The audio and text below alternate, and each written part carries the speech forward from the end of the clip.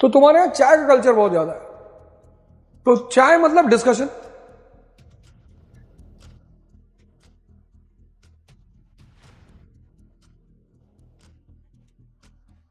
तभी तो वो है ना, चाय पे चर्चा। तो अगर पढ़ाई के साथ तुम ये 3 काम कर ले आओ, तो 2 महीने में तुम्हें किसी की जरूरत नहीं पड़ेगी। लिख के दे रहे हैं 1 महीने में। 1 महीने बाद तुम हमसे आओगे, कहोगे कि सर मस्त तैयारी चल रही है और मजा आ रहा है।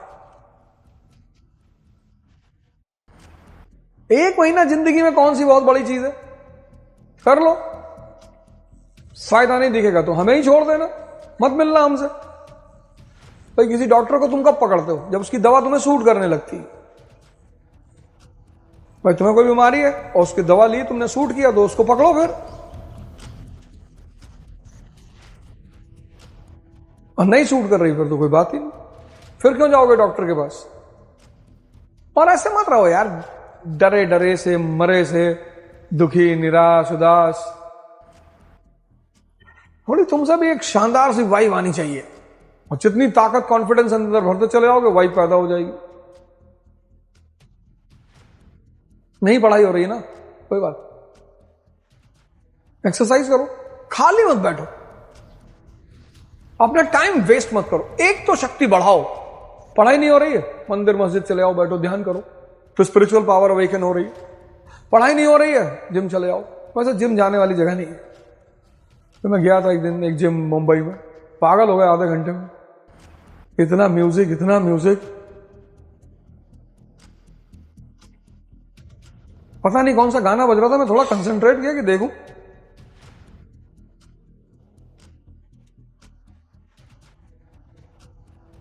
तो 3 जगह जाओ, जिम, मंदिर और लाइब्रेरी।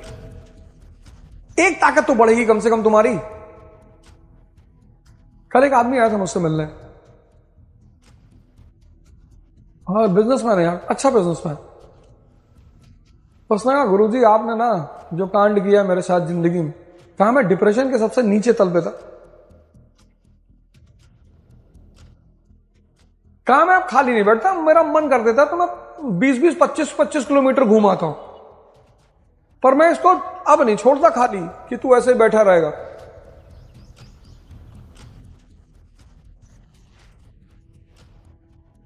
क्या एक दिन ये मुझे उल्टे सीधे राय दे रहा था। मैंने उससे कहा देख, अगर तूने मुझे अभी राय दी ना तो यहां से पैदल चलेंगे मुंबई। बोला कोई विचार ही नहीं आया उसके बाद। कोई तुमसे कब बदतमीजी करेगा जब तुमसे डरता नहीं है। तुम्हारा मन तुमसे डरता ही नहीं, तुम इसको सजा ही नहीं देते। पूरा दिन बिना पढ़े निकल गया, दूसरे दिन खाना ही मत खाओ, चिल्लाने दो उसको कि बस अब तुम मेरा साथ नहीं दोगे तो हम क्यों दें तुम्हारा साथ। एक तो पढ़ने नहीं दे रहे हो, ऊपर से कह रहे हो बिरयानी ले आओ। भाई 7-8 घंटा पढ़ा दो तो तुमको बिरयानी खिलाने में मजा भी है, कम से कम मेरा तो काम करा दो। एक तो पढ़ा नहीं रहे, उल्टे सीधे विचार दे रहे, और ऊपर से मांग रहे हो कि बनाना शेक अगर मिले 6 गिलास।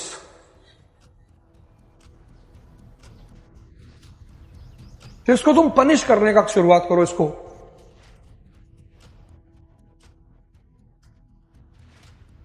फिर मजा देखो तुम, इसको पनिश करो। अगर तुमसे काम नहीं करने दे रहा तो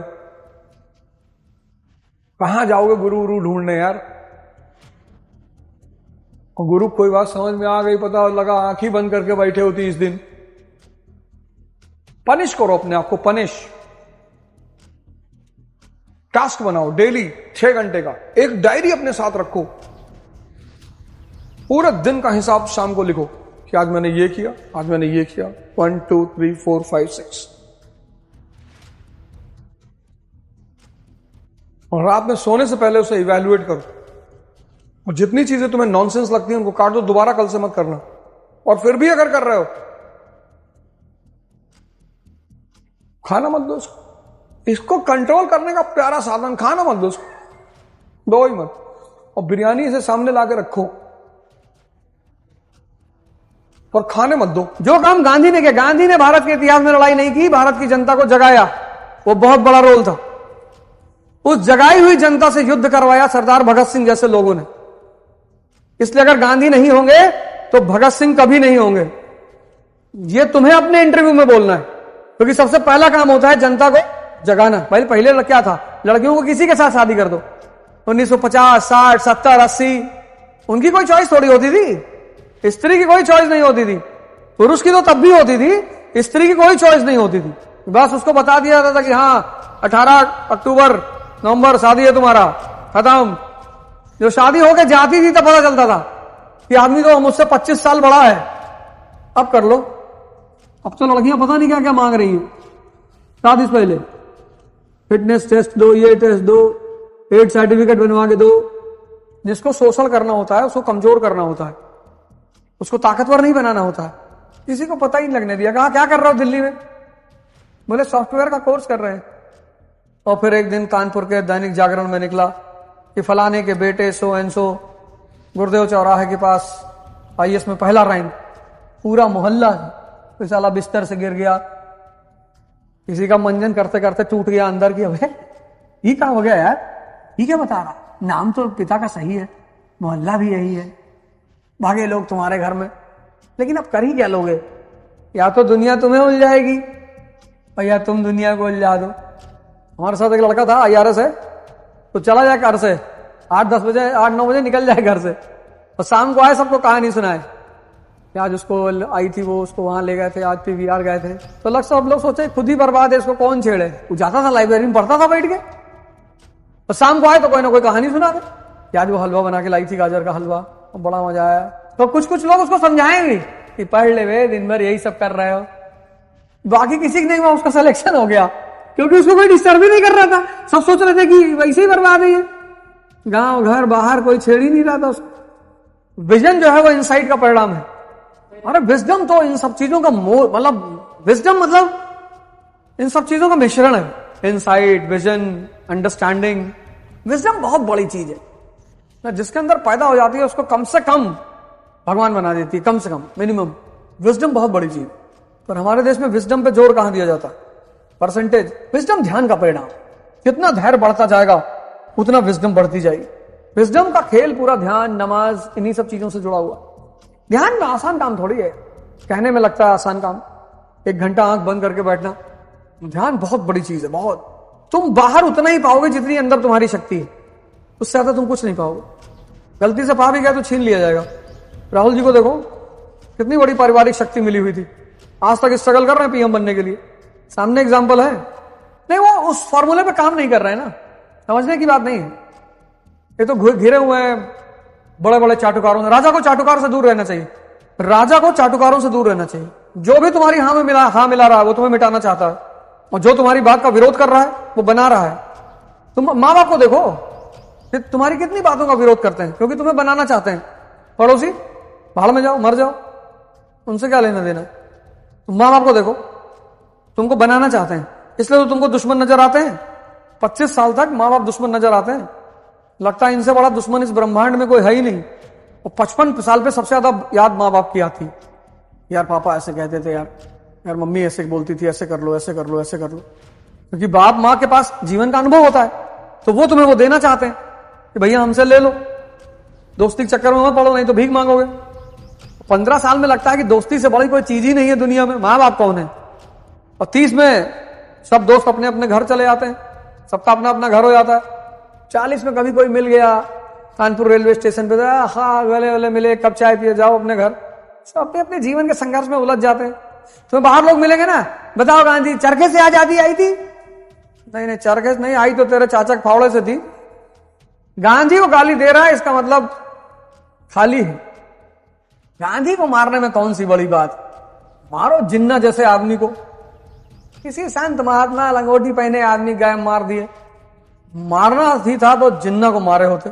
पाकिस्तान बन ही नहीं पाता क्योंकि उसके बाद कोई लीडर था ही नहीं, मुस्लिम लीडर। अगर किसी आदमी ने जिन्ना को मार दिया होता तो मैं उसका घर में फोटो लगाया होता।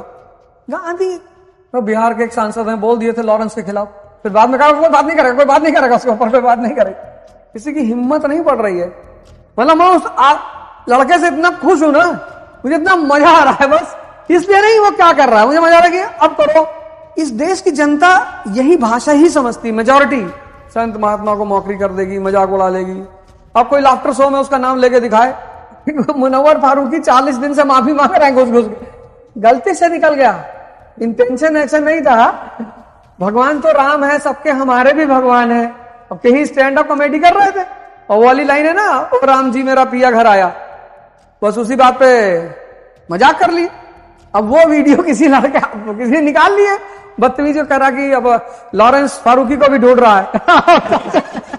तब से जो भाई साहब माफी मांग रहे, डेली शाम को वीडियो आ रहा है।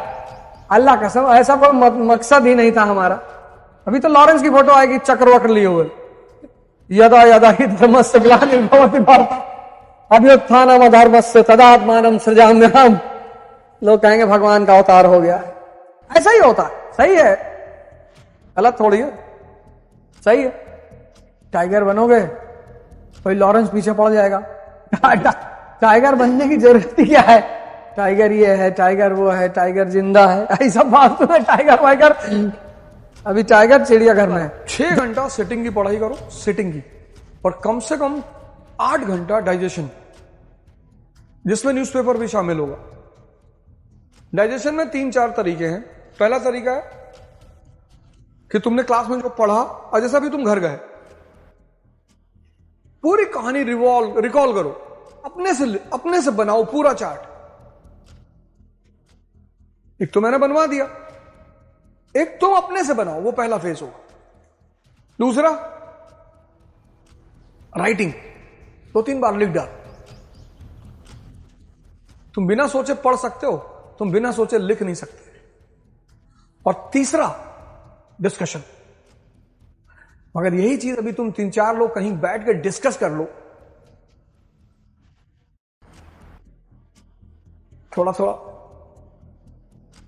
यह बोले कि चाय, ये चाय इसलिए बनी थी ना डिस्कशन के लिए, और किस लिए हुआ था?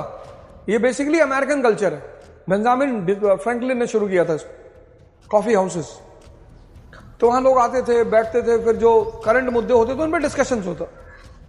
तो पूना का भी कोई ओल्ड कॉफी हाउस होगा, पक्का होगा। यहां कॉफी हाउस पक्का होगा, है कैंप में होगा। वैसे भी तुम्हारे यहां पूना में कॉफी हाउस इसलिए ज्यादा फेमस नहीं है क्योंकि तुम्हारे यहां ना चाय का कल्चर बहुत ज्यादा है, और वो भी ईरानी, बन मस्का और चाय, मलाई, है ना। अब मान लो कि कानपुर में 2 बड़े बड़े ठेकेदार हैं और पिछले 50 साल से ठेकेदारी करते हैं, रेलवे का, पीडब्ल्यूडी का, और उसमें से तुम नए ठेकेदार उभरने लगे, तो लड़ाई नहीं होगी, गोलीबारी चलेगी। वर्ल्ड वॉर मतलब गैंग वॉर। तो पुरानी गैंग में कौन कौन है? ब्रिटेन, फ्रांस, रूस, ये सब पुराने ठेकेदार, और सदियों ठेकेदारी इनकी चल रही। उसी में 3-4 नए ठेकेदार पैदा हो गए। एक ठेकेदार पैदा हो गया जापान, जर्मनी, इटली, ये सब नए ठेकेदार पैदा हो गए। तो कुछ ठेकेदार बड़े समझदार होते हैं, वो पुराने ठेकेदारों के साथ, उन्हीं के ठेका पट्टी के साथ जुड़े रहते, कि साहब 40 किलोमीटर में 5 हमको भी दे दो। तो जापान वपान जो है पुराने ठेकेदारों के साथ जुड़ गए।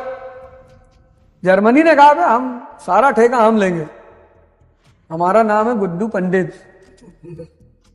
लोगों ने कहा ठीक, तुम्हारा नाम गुड्डू पंडित, तुमको सब मिल के पहले पीटेंगे। सिर्फ ताव से थोड़ा जीवन चलता है यार, हर जगह ताव नहीं काम करेगा। बताओ तुम सीएम से उल्टा सीधा बोल रहे हो।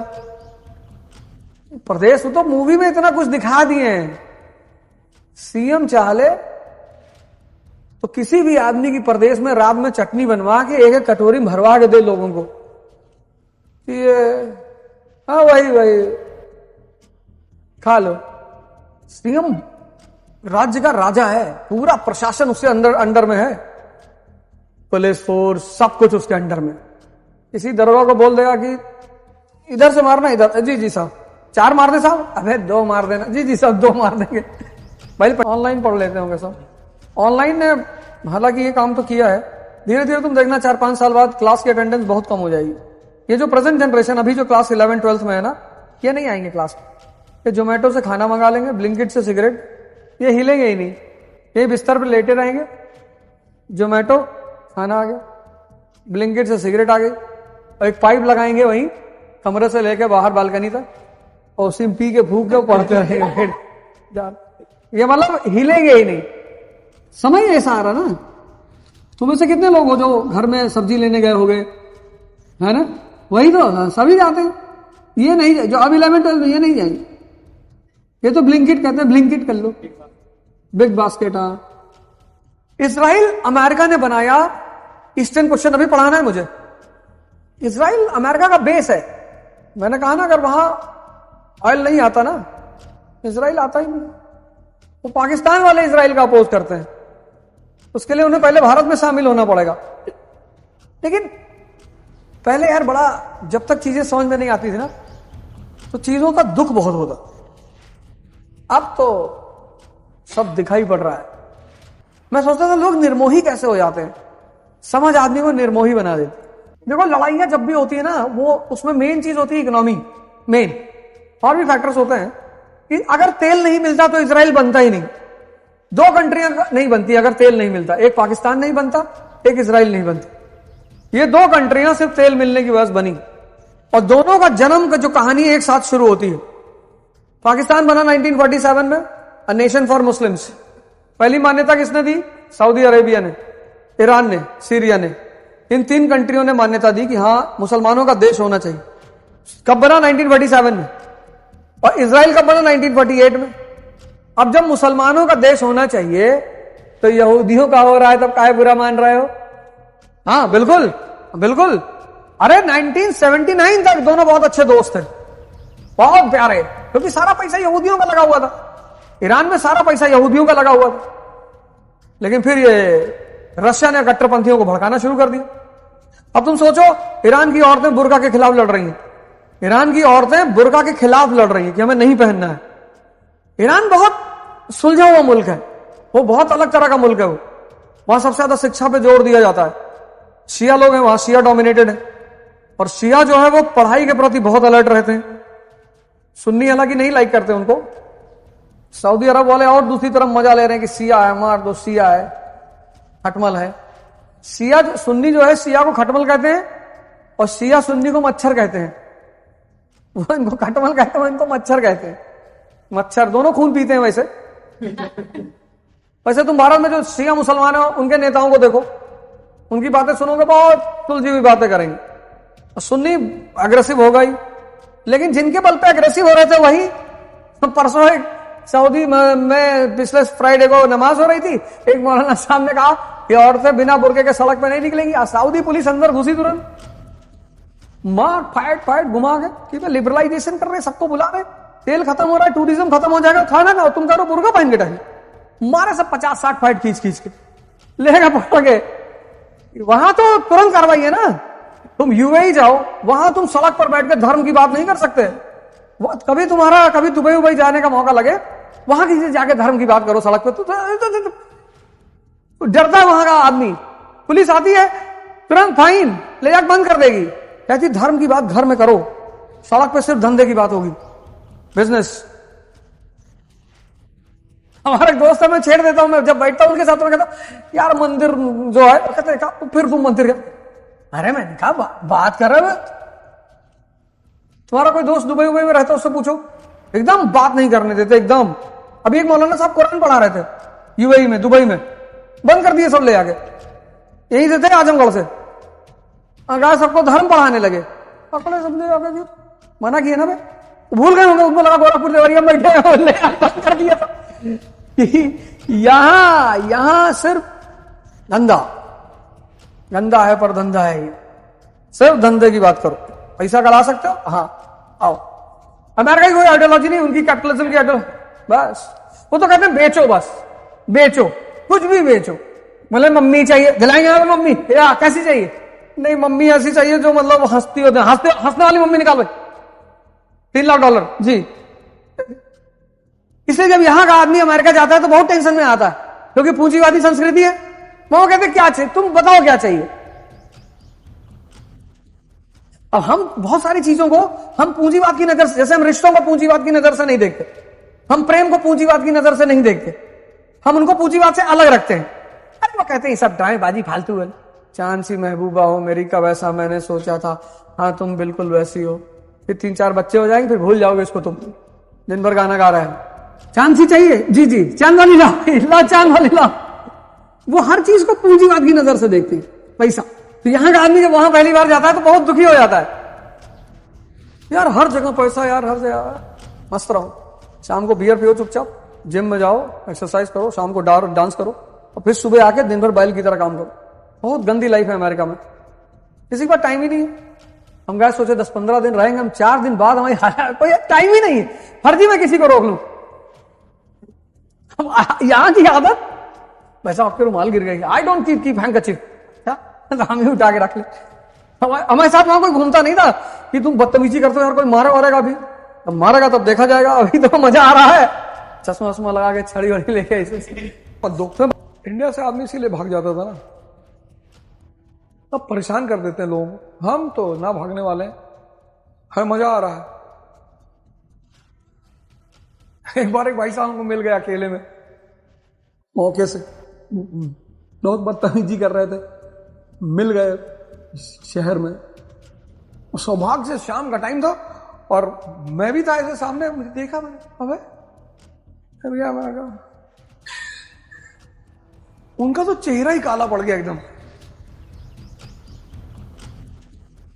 नमस्ते सर। हाँ भाई, मैंने कहा नमस्ते नमस्ते नमस्ते, कैसे हो? ओ सर। मैंने कहा जाओ बे, तुम तो वैसे ही मरे हो, तुमको क्या बोलो। लग्जरी को छोड़ दो जिंदगी में। अब लग्जरी का छोड़ने का मतलब ये नहीं कि यहां से पैदल चले गए हैदराबाद कि साहब लग्जरी छोड़ना है। किसी भी चीज को अप्लाइड रखना है, प्रैक्टिकल। पढ़ाई का मतलब तुम्हारी समझ का विकास। अभी क्या है ना, तुम्हारे पास ऑब्जर्वेशन की क्षमता नहीं, इसलिए तुम पढ़ नहीं पा रहे, और तुम्हें ने मारी है उसको। मेरे फोन में पंचायत 3 सीजन डाउनलोड हो गया, मैं देख ही नहीं पा रहा, मन ही नहीं कर रहा। मैं तो रील्स देख लेता हूं, जो एनालिसिस मैं करता हूं वो रील्स देख लेता हूं, देख ही नहीं पा रहे। सोच रहे कौन देखेगा यार इतना, कहां 3 सीजन देखने में हमको कम से कम 3-4 महीना लगेगा। 4 सीजन कहीं देख लिया 40 मिनट, कहीं देख लिया। टीवी के सामने बैठ ही नहीं पाते हैं। और ये सब तुम भी कर सकते हो, सिर्फ तुम्हें अपने मन को ट्रेन करना पड़ेगा, क्योंकि मन का एक बहुत बड़ा फीचर है आदत। तो तुम एक नंबर रखो, न सब तो फोन डुअल सिम के आते हैं, एक नंबर रखो जो तुम्हारे माँ बाप के पास हो, सिर्फ कि जब वो चाहें तुम्हें फोन कर ले 24 आवर्स, क्योंकि वो जब भी फोन करेंगे तो नेसेसिटी में ही करेंगे। और एक फोन रखो जिसको तुम जब चाहो स्विच ऑफ कर दो, क्योंकि तुमको अपनी ऑब्जर्वेशन पावर बढ़ानी है। नहीं तो मैं तुम्हें बता रहा हूं, तुम कहीं भी पढ़ोगे कोई फर्क नहीं पड़ेगा। तैयारी मतलब अपना डेवलपमेंट, अपना। भाई द्रोणाचार्य से 5 भाई पढ़े थे ना, उसमें क्वालिफाई किसने किया? अर्जुन ने। अब उसमें द्रोणाचार्य की गलती थोड़ी है। 1 साल पढ़ना है, 6 घंटा मिनिमम डेली बैठ के पढ़ना है, मिनिमम 6। 7-8 पढ़ ले तो फिर तो बहुत बड़ी बात।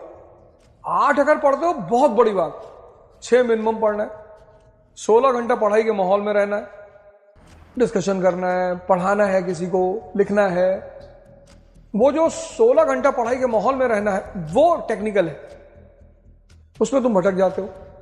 कोई नया वेंचर नहीं शुरू करना है जब तक तैयारी चल रही है, कुछ नहीं करना है, रिश्तेदारी नहीं करनी, अफेयर नहीं करना, कम से कम बचना है, अपने आप को बचाना है, थोड़ा सा दिमाग को डिस्ट्रैक्ट नहीं होने देना है, बस। टोटल कहने का मतलब ये है कि तुम्हारा सारा पावर बैंक है तुम्हारा दिमाग, अगर वो उलझा।